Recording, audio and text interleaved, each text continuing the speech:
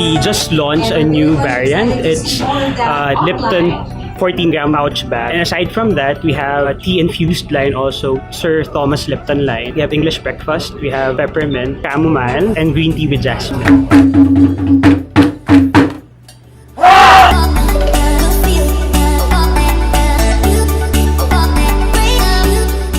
This event is really about encouraging our mixologists to be able to develop a lot of different concoctions and drinks using Lipton tea base.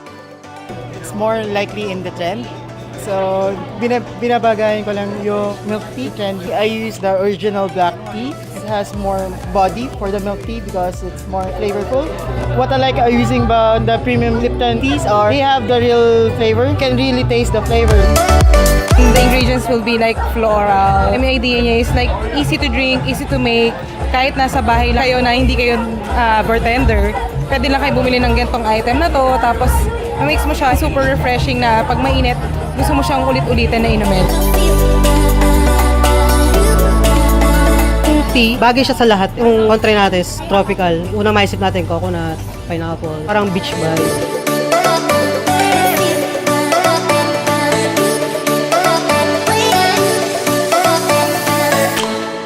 Ever since I started concocting, it's been a staple ingredients for me kasi the movement naman is getting so big. For sure, everyone will follow the trend right now.